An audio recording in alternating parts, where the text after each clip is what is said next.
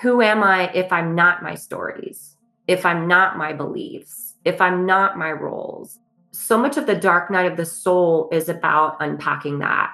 We're forgetting who we think we are so we can remember who we really are. There's many modalities, many paths on that road of remembering.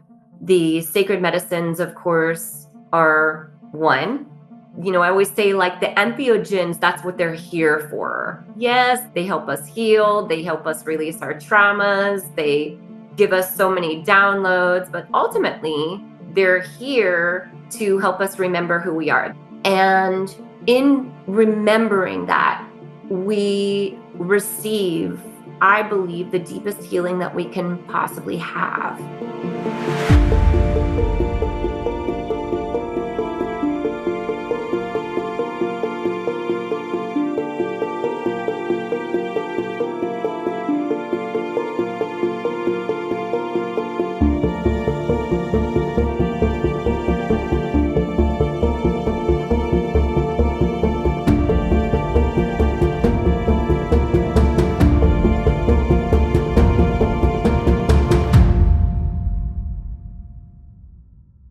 Hi, everyone. Welcome to Psychedelic Conversations. We have Bonnie in the house, a returning guest. Thank you so much for being with us. So good to see you.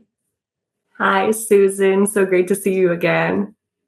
Likewise. So much has happened since the last time we had the conversation. And you now also have a book, and congratulations. So looking forward to dive into that journey, what it was like, and what you're sharing in the book as well. Before we begin, let me just share a few lines of your bio with our listeners, just in case this is their first time seeing you. So Bonnie works in several capacities to help people accelerate their healing, accelerate their evolution, and remember who they are. She spent 15 years working in critical care as a registered nurse and studied yoga, shamanism, and other forms of healing and accessing other realms of consciousness for over 20 years, including work with the sacred medicines. What a journey it must have been, Bonnie. So maybe we can start just kind of like a recap of what brings you to this work, and then we can dive into your book as well. Okay. So, what brings me to this work, I think, is the same thing that brings us all to the work, and our journeys all look a little bit different. My knowing of why I've come here is to remember who I am, to identify with something more than just the ego identities, the things that I do here, but really getting to the deeper layers of who I truly am and learning to embody that. I feel like that's how we evolve our soul in this earth realm. And so my journey has taken a particular unique path. And that's what I focus on in the book, is the very, I'd say, the beginning parts of the fast forward journey, we'll call it. Yeah, that's amazing. So would you say that everything we do, especially, so there is a circling questions that always I'm pondering on, especially when we become a helper in the space of supporting, um, other people. Would you say that that's kind of in itself is for our own evolution, for our own growth? I mean, on the surface, it looks like, somebody can be facilitating or helping another person move through their own challenges, but ultimately it feels more like stepping into being a helper is actually reciprocated back, where the helper is actually growing and evolving. Would you agree? Absolutely. It's a little bit like everyone is our teacher, like everybody that we're supposed to be helping, but they actually are mirroring and helping. Yeah. Absolutely. Yeah. The benefit of doing this kind of work, yes, we get to be in service. Yes, we get to help other wonderful souls grow and remember who they are. And in that process, we learn a lot more about ourselves, about the world. Uh, the growth that I've stepped into has been exponential at this point, stepping into the role of service. Yeah. And especially like I'll be so interested in sort of picking up early days of the, stepping into help. What was that like? Was it a struggle? Did you, we all go through these, self-doubts and like, what am I doing this anyway? Did you go through those kind of places of, the doubt and then somewhat, self-reflection of like, am I good enough for this?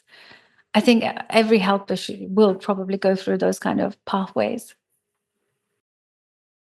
Uh, I don't know if I ever had those particular thoughts of like, am I good enough to be doing this? I always felt like wherever I'm at, I'm going to attract the people who are in that same place. And that as I grow and learn and get better at what I do, that I'll attract people who have new challenges, things that I hadn't encountered before. So, that question of, am I good enough, is always going to stem from our worthiness. And discovering my worthiness and my value was definitely and is still, I think, a process. It's probably a never ending, unfolding journey. Certainly, as I have grown in the role here, in helping others, I have expanded that view of my worthiness and the value that I bring, and that has paralleled um, the even it's reflected in my rates, right? So in the beginning, when I stepped into this role, it's kind of like I'll take anybody, anybody who wants to come, just please come. And did a lot of work for free and just trying to get myself out there and hone those skills. And there's milestones at some points I would just like really sit with that and be like, wow, I'm getting really good at this. Like I'm much more efficient at this. And uh, the work that I'm doing with people, their outcomes seem to be greater. They're telling a lot more people now about me. And now all of those people are coming. And then at some point, it's like, okay, I don't have to do anything at this point. It's just all happening. And I'm just trying to keep up with it. And so those are signs, of course, like, yeah, you're doing a great job. Everything that you're doing is enough. Um, the journey that I took in the very, beginning of what this book is about, what I would call like my fast forward soul evolution, was a lot around not being enough, a lot around finding out who I was beyond my roles here, and discovering that the worthiness that I am is not dependent on anything that I do here. Yeah. Does that answer the question? Yeah, it does. It's amazing. It's again, always comes back to the evolutionary process.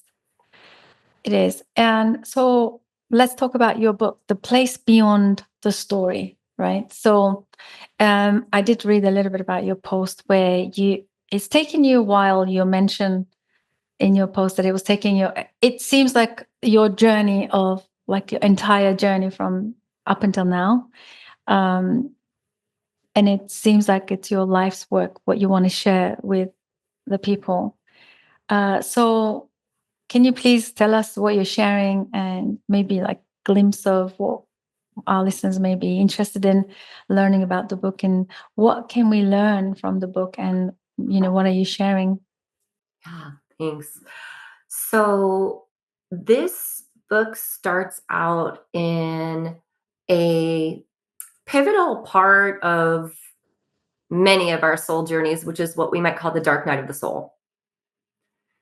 It's the who am I? What am I doing here? I'm not even sure if I want to be here anymore. I'm not even sure if I'm worthy of being here. It's like, we're swimming around in a void, feeling like there is nothing tethering us. There's no foundation to stand on.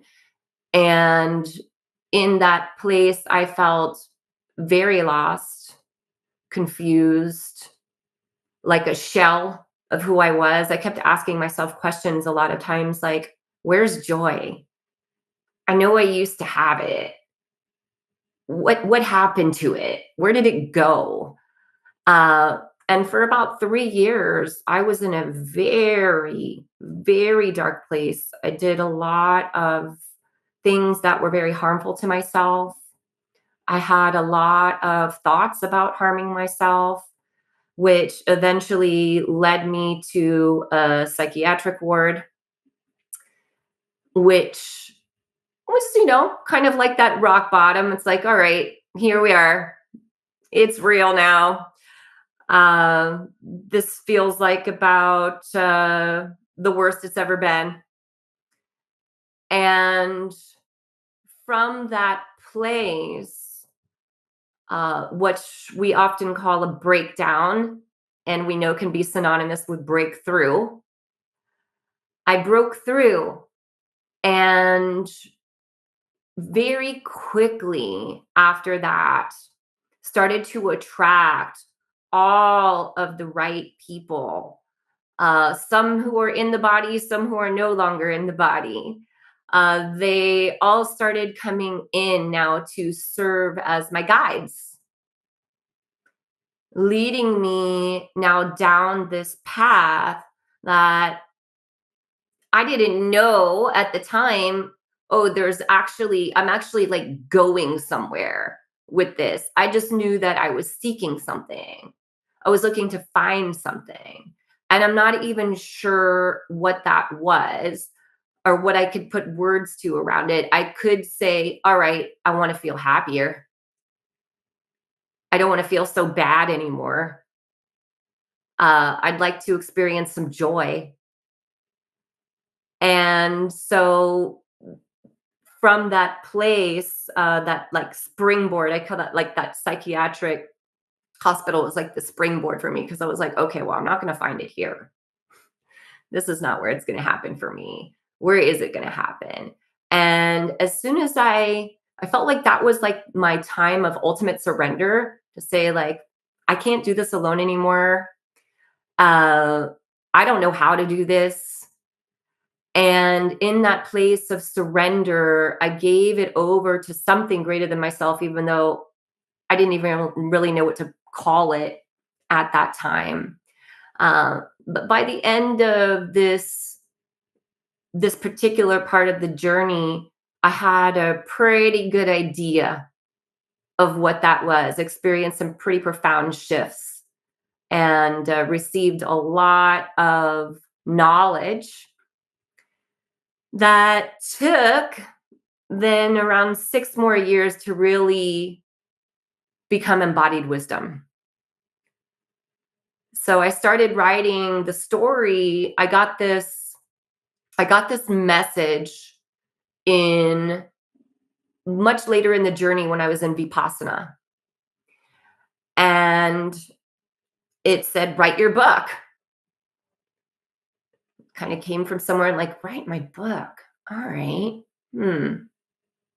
Not sure what that means yet, but okay. And then once I returned back to my home in the United States after taking this 13-month journey abroad, um, there was a moment where everything kind of just coalesced and I sat down and I started writing. And what I learned is that, of course, like every book has its own consciousness. So while there was like the get it done part of me that wanted to be like, let's just do it, let's just finish it, let's just get it out there, just write the book and let's move on. The book was like, no, no, no. It tells me when to stop, it told me when to go and to be patient. And so over the next 6 years, I would put it down, pick it up. And finally in 2020, which I think is around the first time that we met, was during that time, during COVID times. Um, that was the call for me to finally sit down and now allow for all of the wisdom to come through, to be able to reflect upon it in a way that was much more mature. And and then I spent about 4 years after that refining it to make it what it is now. Wow. I love the fact that you said it has its own consciousness. I think it's true, right? I think a lot of readers would resonate with that. So, couple of things I wanted to dive in with you. I know you're the kind of person that are so open. I remember when we first met, I was looking for someone to talk about the dark side of the medicine work, and then you just appeared. And so it's kind of like happening again. So lately, there's a lot of talk about remembering, remembering who we are. So I think, yeah, maybe start there to maybe unpack it, what it means, because it can sound a little bit abstract for people who are not in the space of, going through these thresholds that we tend to journey through, and it may be very new concept. So how can we unpack, and what does that mean? Yeah. I think the unpacking starts with forgetting who we think we are, which comes from that place of the ego mind that says things like, I'm a nurse, I'm a sister, I'm a daughter, I'm a friend, I'm a this, I'm a that. Things that are more identified with this earth realm, a human identity. I'm a human. Um, Okay. Well, if we're looking through the lens of the ego, then yes, all of those things are true. If we're looking through a different lens from like what I call the zoom out perspective, who am I? Who am I if I'm not my stories? If I'm not my beliefs? If I'm not my roles? If I'm not everything that I identify with in this human experience? Who am I? And so much of the dark night of the soul is about unpacking that. We're forgetting who we think we are so we can remember who we really are. And there's many modalities, many paths on that road of remembering. The sacred medicines, of course, are one that are coming back in a really big way now, that certainly played a huge part in my personal journey. They're, I always say like the entheogens, that's what they're here for. Yes, they help us heal, they help us release our traumas, they give us so many downloads, but ultimately they're here to help us remember who we are. They're here to help us now identify as a soul or a high self. There's many words for that. Having a human experience, learning how to see through that lens. In meditation, we talk about witnessing this human self, the thoughts, then witnessing the witness, then witnessing that witness, then witnessing that witness. It's like, how far do we go back to get to the core essence of who we really are? Who am I when I leave this body? Who am I when I leave this earth realm? What part of me is still there? So, we're here remembering that. And in remembering that, we receive, I believe, the deepest healing that we can possibly have. So, when we're, say, working with some of the sacred medicines, we can experience what's called ego death. We die to ourselves. Everything that we ever thought we were falls away. Sometimes it's ripped away. Sometimes it dissolves magically. Ego deaths can take on many different forms. We can experience that in meditation. I experienced that in Vipassana. That was the first place where I had that big experience, that true remembrance. So we're all going to take a different path. Our soul has a unique journey. And we're finding along the way, as we're shedding layers of the ego, who we are in our most basic core essence. Yeah, it's almost like beyond the physical body, beyond the physical mind. Yeah. Do you think we would have gotten there without the sacred medicines? I know, like a lot of um, scholars and philosophers talk about the fact that the religions are here is because of humans always seeking to alter their consciousness, always seeking, always trying like substances and medicines and in the nature. I think I came across a book that was really, I think it's a PhD written their thesis on this, how humans, including every life form, is always seeking a higher consciousness. And there is this innate drive. And as you know, like sacred medicines, people talk about maybe if they weren't here, it's almost like and then there's another whole conversation where people think it's a simulation and they put the sacred medicines in the simulation. So we're supposed to find them like a Mario game, you're finding something and then expanding to next level. Have you thought those crazy things, ideas? Yeah, of course. um, there are, again, I think many ways that we can. I like that idea of let's like a video game. Okay, I got to the next level. The next level, here's a higher level. Here's a higher level. Here's a higher level of consciousness. Like, how far does it go? There are beings, of course, that have come here who are fully God realized or self realized beings. They've come here in a body. They're already there. People like Yeshua or Jesus, the Buddha, my guru, who I talk about in the book, Neem Karoli Baba. There's many that come who can also be that guiding force for us. And sometimes just simply by being in their presence, we might have that spontaneous awakening.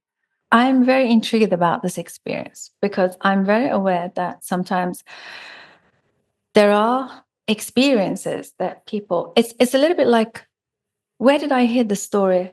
I'm always hearing these stories and I can't always reference them. So please forgive me. I'm always like, especially our listeners probably want to check it out. And I'm always throwing these things out, never knowing where I heard them. So there was another story that I heard, for example, when people go to pilgrimages, for example, just being in the energy of that place, they start throwing up, they start going into seizures, they start going into psychosis and breaking open, right? And equally, they can have the same experience in the presence of somebody who's actualized, right? Yeah. And they don't need to do anything. They can just be present with you. What is this phenomenon? Like, I'm always intrigued about this. And uh, so yeah, please share what do you think is going on there? Yeah. Whether it be something like, say, mushrooms, well, the magic ones, or other plants or a medicine like bufo, there's a frequency, right? And that frequency is the highest frequency. It is the vast, immeasurable, infinite, pure, unconditional love, the peace that passes all understanding. It's so big, right? It's like our little minds and our little bodies have a very difficult time understanding like how big that is, how profound that is. So this frequency can come through people, plants, animals. Uh, and so whether that be, whether we're in the presence of a fully realized being, or we're in the presence of something like bufo or mushrooms or ayahuasca, we're going to have a very similar experience. Uh, the purge, the tremoring, the spastic movements, things that can look like a true psychotic break. Something is breaking through. It's happening very, very fast. There's an energy now that is moving up and through us. Sometimes we refer to it as the kundalini. And now it's happening so quickly that we just merge with source consciousness. Many different ways that we might have that experience. And of course, not all of us have that experience, and not all of us have that experience every time. Uh, I've been told by different enlightened beings that we all have these like divinely timed moments where our soul, it's like, if we set our watch and said our soul is going to reach a certain plane, a certain level at a certain time, uh, we can have a very gentle experience of that if we've been doing all of our work, doing all of our shadow work, shedding all of the stories, doing our meditations, all of the things that we do in the process of soul evolution. We might have a very gentle experience of that. Or we might have a really messy one. Usually we'll find that, and that was like my personal experience, that there's going to be a pinnacle point in what we call in this realm time where it's happening. It's happening. So, people might ask the question, and people often do ask the question, like, well, whether it be in the presence of an enlightened being or in the presence of a sacred medicine, well, why didn't I have that? Or I had it last time. Why didn't I have it this time? We're not always meant to have it every time. We're not always meant to have it, maybe even in this lifetime. Maybe there's other things that we come to do. We're still on the process of remembering. We're still in the process of evolution. That's happening. But yeah, I have witnessed people have what we might call an ego death or a massive Kundalini awakening in the presence of an enlightened being. Sometimes it looks very, very messy. Sometimes it can even look very scary. Other times it's like just quiet and peaceful and joyful. I've, of course, witnessed people having those same experiences in medicine. Yeah, does that answer that Yeah, question? yeah, totally. I love the fact that you're talking about the timely. There's a timing, there's a divine timing for, I guess, each individual. But I can imagine it can be very disappointing for a lot of people who don't have it because they hear sometimes, and I love your candidness about continually reinforcing this is messy, this is difficult, this is uncomfortable, this is not light experience, this is not something that, we enjoy while it's happening. I'm glad you say that because a lot of people depict their stories of journeys in a way that it's almost like they've just landed to a point of enlightenment or understanding or breaking open or like let's say reset. um, it's almost like to me it sounds like they're just talking about the tip of the iceberg.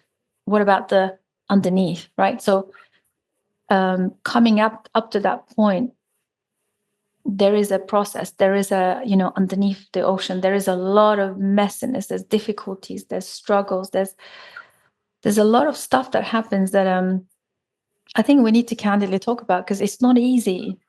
And so it can induce in other people who come across these kind of blogs and videos as disappointment because they probably take medicine, they probably seek, they probably sit by the teachers and mentors, and they're not receiving the thing because it's almost like becoming, I almost want to say shiny object syndrome, when we're always seeking this thing, but it's not happening for you, and then it happens to other people. Sounds like a very early developmental disappointment that's arising, right? It's kind of triggering that early disappointment of, a lack of nurturing or not having, if they have like if you grow up in a multiple household where there's siblings and you don't get what others are getting, there's all these struggles that we experience in our early lives. It's almost like manifesting in sacred medicine spaces in people. Do you find that? Of course, all the time. It's like It can be, why isn't my process is as yeah, big as why this doesn't mine look person's? like theirs? Mhm. How come they came and they like resolved all of their traumas and, now they're just like happy and enjoy, and I'm still here, trying to figure it out. Uh, and, some things I'll say to people are like, well, while that person might have experienced that in the moment and they're in the what we call the afterglow of that experience, it doesn't mean that it's going to be like that forever. And that's another misconception. We think like that even if we get that experience, that, oh, that's going to be it. It's all done now. All of the healing is done. Life is just going to be so easy from here on out. Like, no. I would say that's really true because even when we have these moments that are divinely timed and are, really pivotal for us and really profound, it's just one level. And, we might break through in the experience of a medicine space and have that now experience of being immersed in the oneness of all things, experiencing the infinite of ourselves. I've experienced it in medicine, I've experienced it in Vipassana. Uh, it gives us the remembrance, it shows us now what's possible.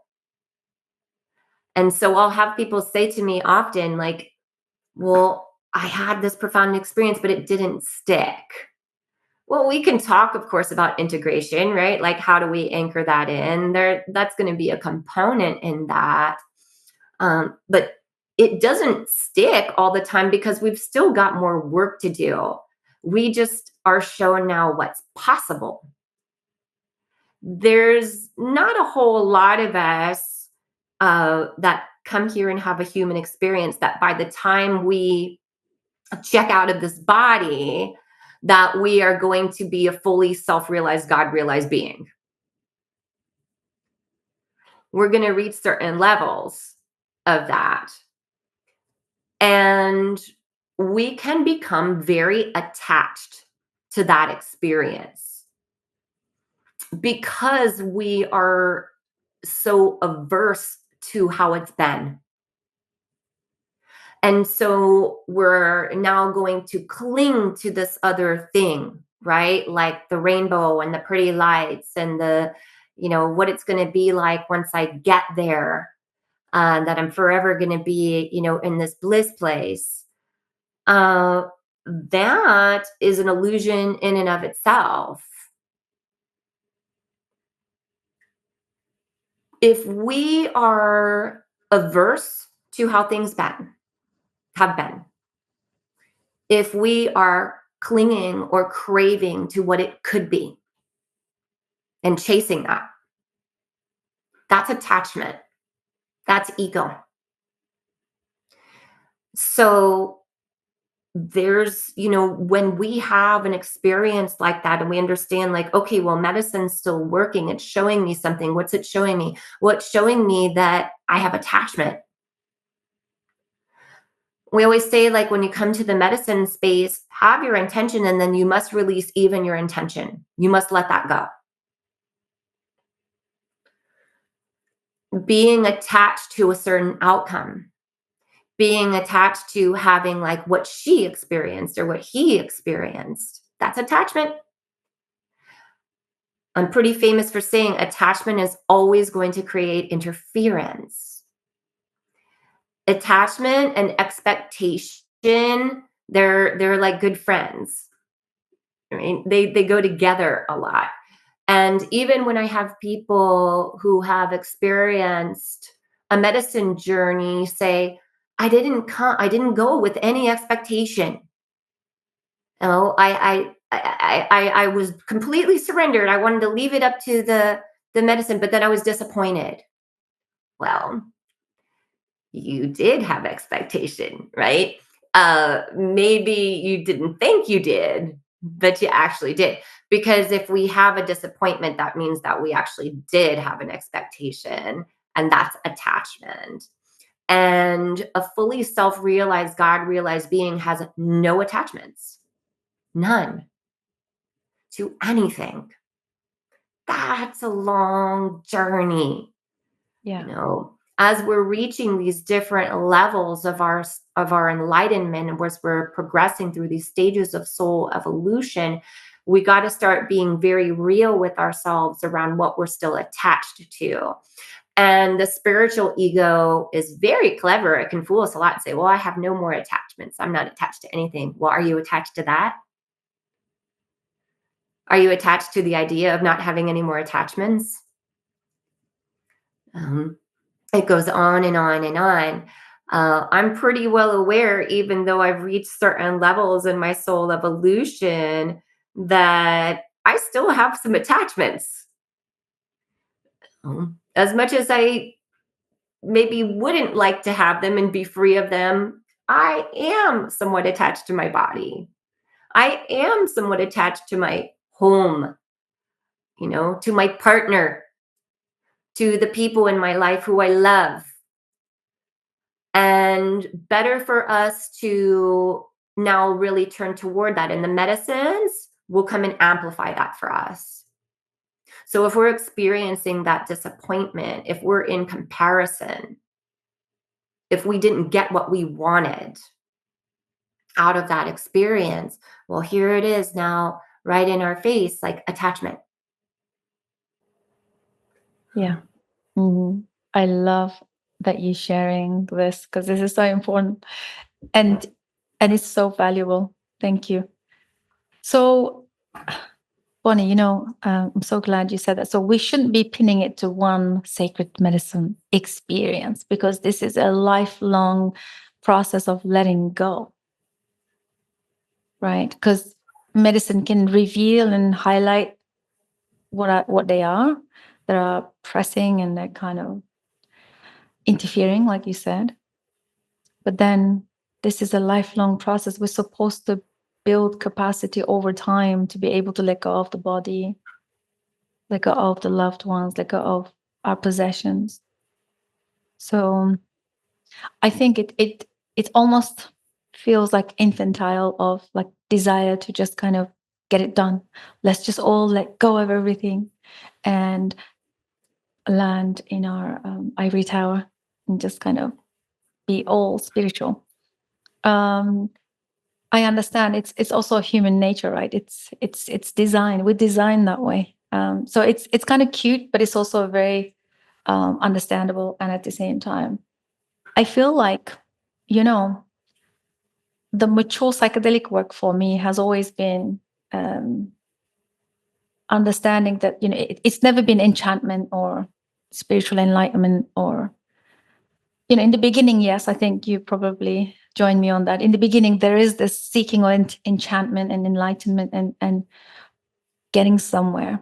But then as we get mature in this work, we realize like more simplified version is that, oh, so it was all about letting go ultimately.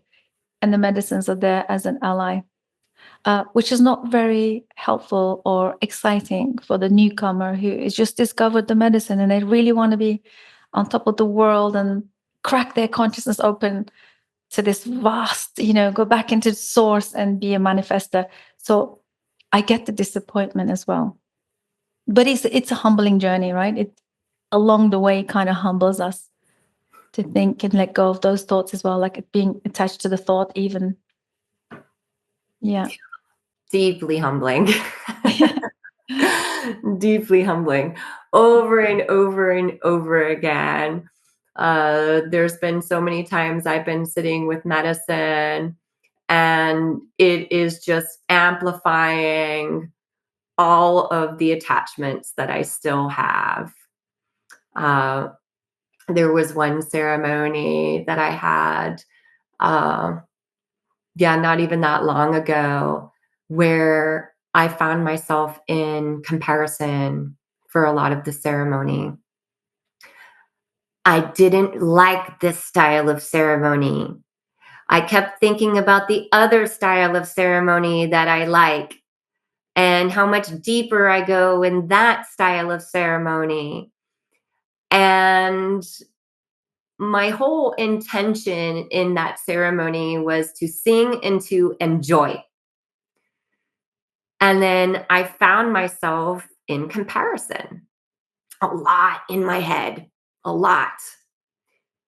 And of course, I'm witnessing myself there because I know enough now to know, and I can see myself there doing it. I'm like, yeah, there you are. Yep, you're doing that. You know, here it goes. Here's the mind. Here's attachment. Here's all of these things that are happening. And so, towards the end of that journey, this was with ayahuasca. She asked me, "So, did you have a good time?" I said, yes and no. You know, yes and no. She's like, "So, what did you have your intentions? Did you have your did you get that outcome of your intentions?" I said, "Well, I sang." She said, "And did you enjoy?" I said, "Yeah, kind of." And she said, "What kept you from fully enjoying?" I said, "Comparison." I was like, I knew it. I'm like, I know. Humbling, right? Because we think like, oh, I think like after who knows, hundreds of ceremonies in at this point, that I would be beyond that. Yet here it was, amplified for me. And the medicines, the beautiful, intelligent orchestrators that they are, had, she had arranged it perfectly, like this perfect recipe that night in particular, that there would be a lot of triggering things for me in that space, things that I don't like in ceremony. And they were all there, you know. So, I got it.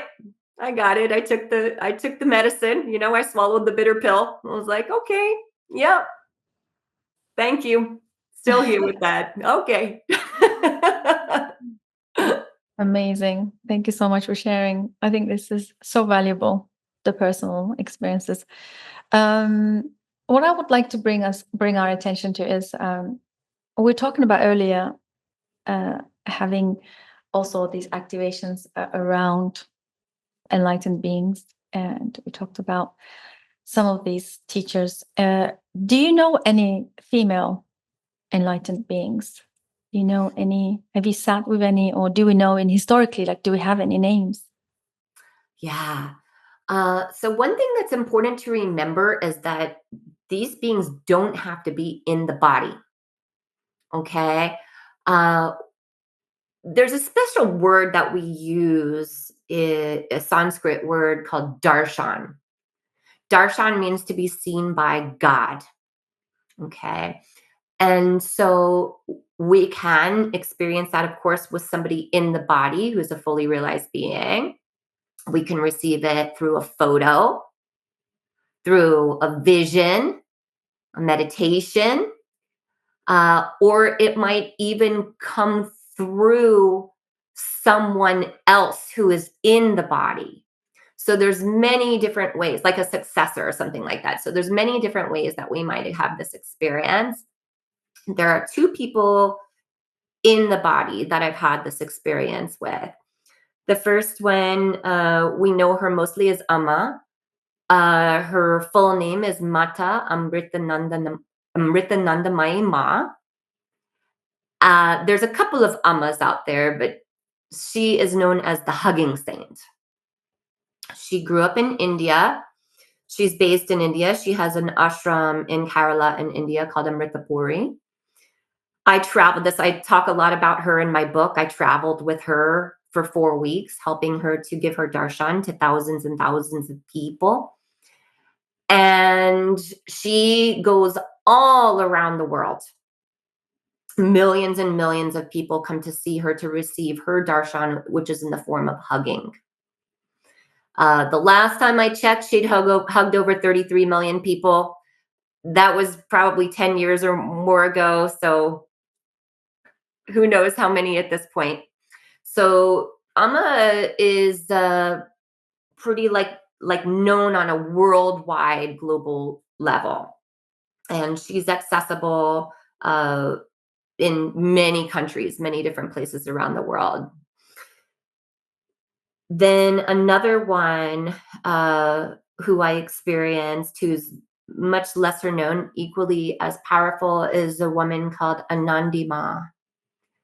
And Maa lives primarily in Northern California in a place called Antioch, which is kind of like in the Central Valley area.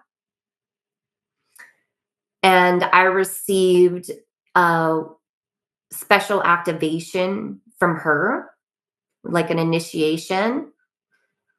And interesting, in that space where it was with a lot of other people, some people were having, like, a full on, like, big Kundalini experience, the shaking, the tremoring, all of these things are happening. I was just kind of like, okay. It was very peaceful. It was very lovely. But no, like, big, massive, like, explosion of lights or anything like that.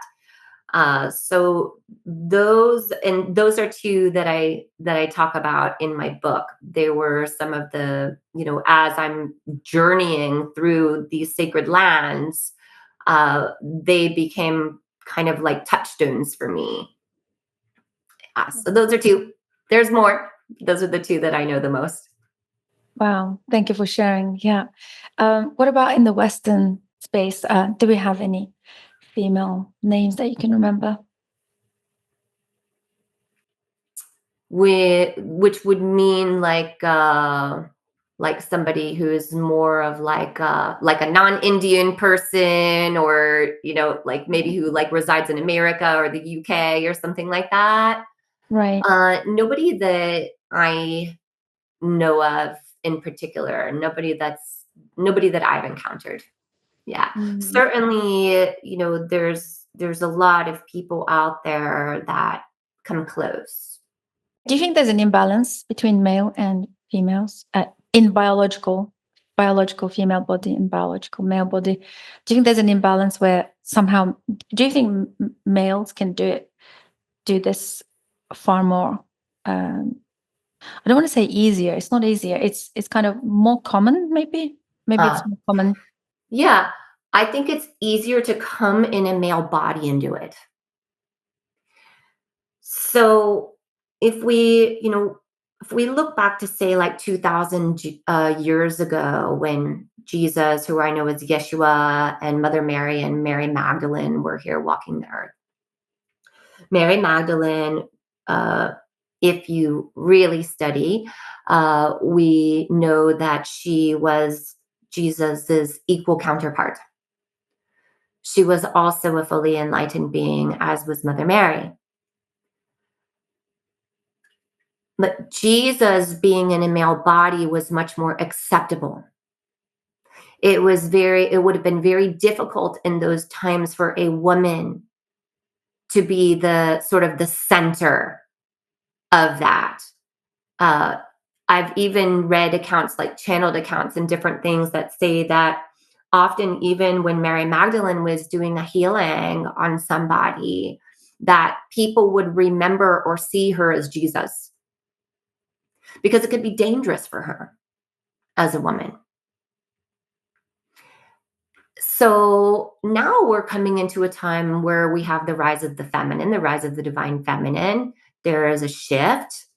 Uh, and so it's likely that we will see more fully realized beings in a female body. Or who knows, maybe even more like an androgynous kind of a body, you know? Um, but I think because of the time that we've been in, that it was just more acceptable and much easier to be in a male body, much easier to be in a male body, like wandering the earth barefoot in a blanket, you know uh living on the streets and receiving the help of others to eat and things like that. If you go to India, you're going to see predominantly people in a male body, although there's plenty of people in a female body as well. I think it was just the sign of this particular time that we're in, that even in Hinduism, where we acknowledge that every masculine deity has a feminine counterpart who is an equal, that the masculine deities tend to kind of get more of the glory. They can tend to kind of, and that's just been a programming. And as we're unraveling that program, I do feel that we will see a shift. It's already happening. Right, right. But it's kind of also very simple to understand. Like you said, if it's easier to, wander around the world barefoot as a male body than a female. I think, would you say that maybe the fact that the archetypally this female body can birth and bring life, and so there is a fragility, and also there is a almost like there is something that is happening that is not experienced in the male body. So it's almost like I don't want to say protectiveness around that, but there's something around those feelings about fragility, the fact that the female body carries a womb, and there is a risk of all these other things, not in the not in the way that we experience it, but it's more like it's unheard of almost in the past in history for women to just kind of walk away and just leave everything behind. It's almost like women are more like maybe feel safer around staying in one place, in communal, um, homely. I don't know. Maybe those kind of things are the factors that impacted in the Yeah. past. Yeah, we can see that even, this reminds me of I can't remember her full name right now, but the book that came out called Wild. I think they made it into a movie as well, where this woman goes out on this journey, right, where she's going to take, I think she was hiking one of the trails. I can't remember exactly, but like one of the long trails. And she sets out to do this journey by herself. And there is a fragility there because she did fear for her safety at times, a way that a male likely would not have. So much of it is like about the world that we live in right now.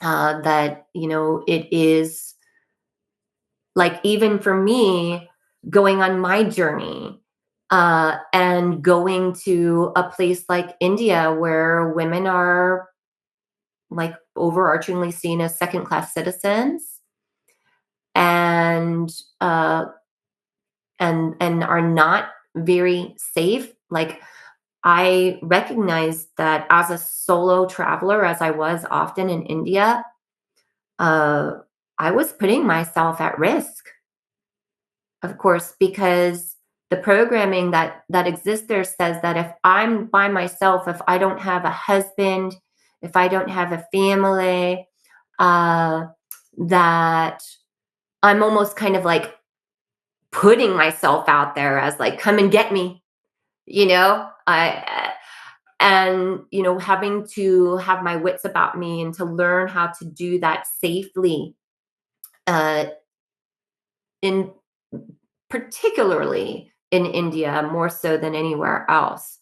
It was a challenge, and there were many times, as I talk about in my book, that I found myself in a situation where I was potentially in danger, or many times where I was actually uh, like assaulted or mildly assaulted by someone in a male body.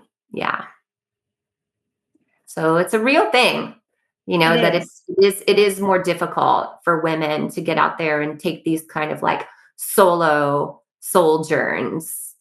Um, Yeah, absolutely. And thank you for speaking to this, because I think it's, yeah, like you said, it's a real thing. It's out there. It's happening. It's in our conditioning, right? It's there. Doesn't matter how much we get enlightened and go into the spiritual understanding of it all. There is still a very archetypally separated uh, gender roles that are actively very out there, still very forcefully out there. And I was thinking, maybe that's the reason that there is an imbalance, because women cannot just go off and be a teacher in the spiritual realm.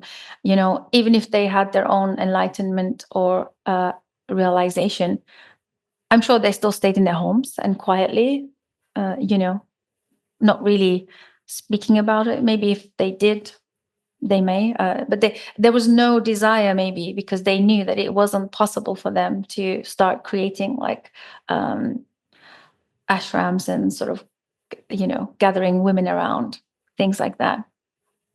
Right. Yeah. yeah, maybe they did, right? Maybe that was their thought process. I don't know. Uh, Certainly, it's happened, right? Like, there are many female enlightened saintly beings who are very well known and have a very strong following, even after they've left the body. I mean, that's still there. Uh, it is on a much, of course, like lower scale than, but maybe it's just because, it doesn't mean that there's any less, right? That there's any fewer enlightened beings in a female body.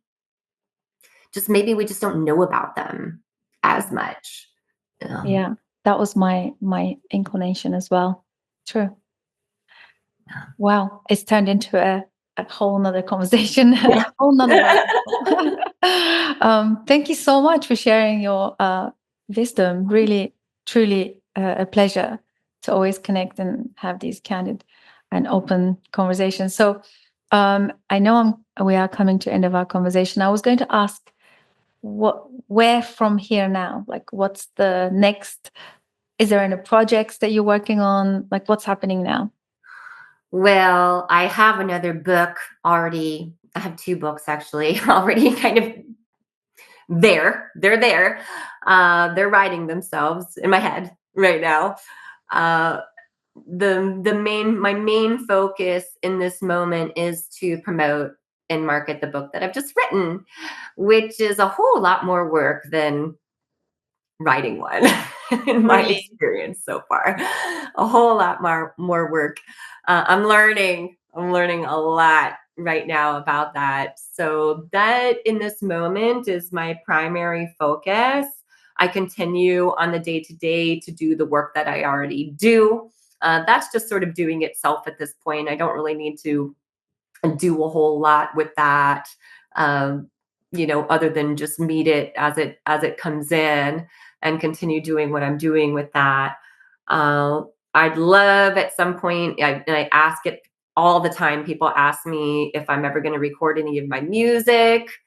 Um, yes, I would love to do that. Those are also, divinely channeled uh, things that have their own consciousness that want to come out and be in the world. So maybe yes, down the line there's many projects, but for the moment, it's all about getting this particular book, which took me 11 years to birth. Now really getting that out into the world beyond just friends and family and a few of the people. As there's 60 million books I heard on Amazon. Wow. 60 million. I've heard anywhere from 48 to 60 million. Wow.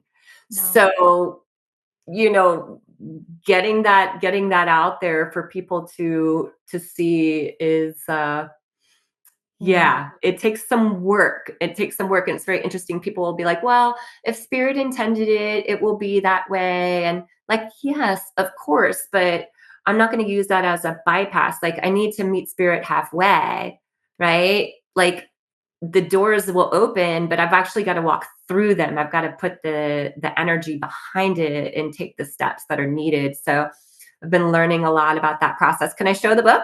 Yes, please. Let's see. So this is the book here. Uh, The place beyond the story. yeah, the place beyond the story. All about my journey of finding out who I was beyond my stories, beyond my ego identities. It's a really fascinating journey. I've had a lot of people give me excellent feedback. A lot about like couldn't put it down, couldn't wait to pick it back up. Read it in one sitting, which is a pretty big book to read in one sitting. Uh, so that tells me, what I've already known, which is this is a really, really fantastic read. There's going to be something that resonates with almost everybody, whether it be that dark night of the soul or the heartbreak and demise of a marriage or, love for travel, curiosity about different spiritual philosophies and different modalities for healing, uh, all the way to the big stuff around, enlightenment. So yeah, it's a really good read, and it's available on Amazon, um, which I think is Beautiful. pretty much available in almost every country now. Hmm. Beautiful. Yeah. Beautiful. Thank you so much for doing this work, Bonnie. I feel so honored to be connected to you and being able to have these conversations. And I've only just, have these conversations here. And I would love to meet you in person one day. Yeah, me too. Yeah. Me Yeah. too. Let's put it out there. Exactly. And just want to say thank you for saying that you need to meet the spirit halfway, because there is also that, right? Sometimes we need to put the work out, but we need to stand behind it as well. So I'm glad you're doing that. I think Thank we you. need to, because it's almost like being grounded and sort of humble about, and not pinning everything to the spiritual unfolding. So I really love that. So we'll put the link in the show notes, and then we'll have your contact details, everything that our listeners can get in touch through. We'll have those information in the show notes. So I really appreciate you. Thank you again. Thank you so much, Susan. Always a pleasure. Truly appreciate it. Thank you, everyone. Thank you. Thanks, everybody, for joining us. If you resonate with this conversation, if it triggered something in you and you resonated with some of the parts, do comment, share, and don't be shy. And I'll see you on the next one. Bye for now.